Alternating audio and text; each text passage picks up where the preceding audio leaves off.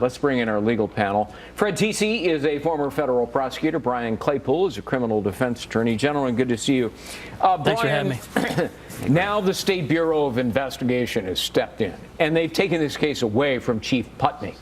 Is that perhaps is one of the reasons, perhaps because he refuses to be transparent, he refuses to release the dash cam and the body cam videotapes?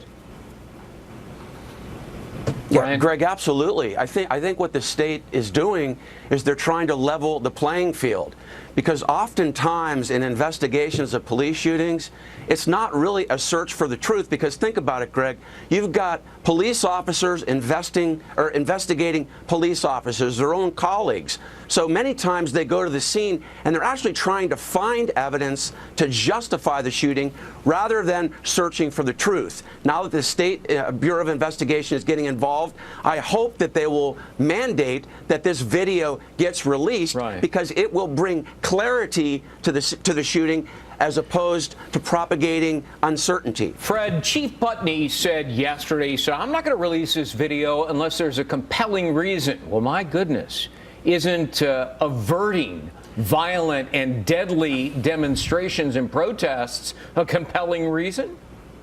Well, I guess you could spin it that way if you wanted to, and as much respect as I have for Brian, I find his comment offensive. Fred. Well, no, it's not logic.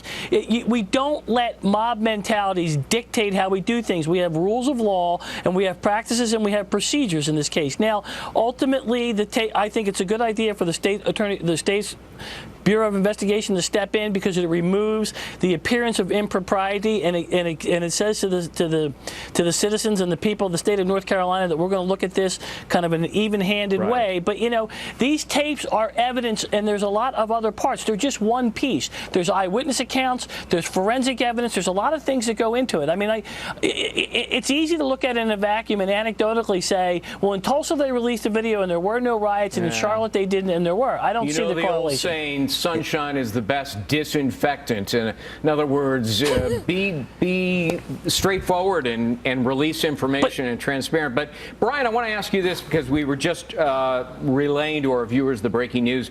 The wife of Mr. Scott, the alleged victim in this case, had taken her own videotape as she approached the car where her husband was. Now, it doesn't show the shooting itself, and it doesn't show a gun. But it does tell us a lot about the events that were surrounding it.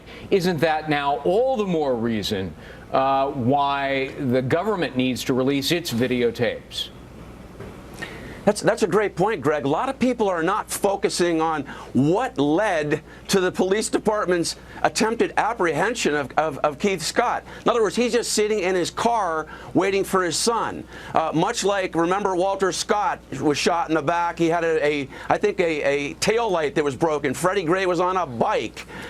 Terrence Crutcher's car broke down. You've got 4 shootings of black men who hadn't even committed a crime. These were not bank robbers. They hadn't kidnapped anybody. You had a wife show up at the scene saying, "Don't shoot, don't shoot." Why are these officers on him like rabid wolves? Proper police protocol would have been to back up, take a position of cover, engage the suspect, give him a chance to understand what's unfolding, and then tell him to drop whatever is in his hands. Well, we'll wait and see. And Fred, I'm sorry I didn't give you more time. We've had some breaking news covering this very story.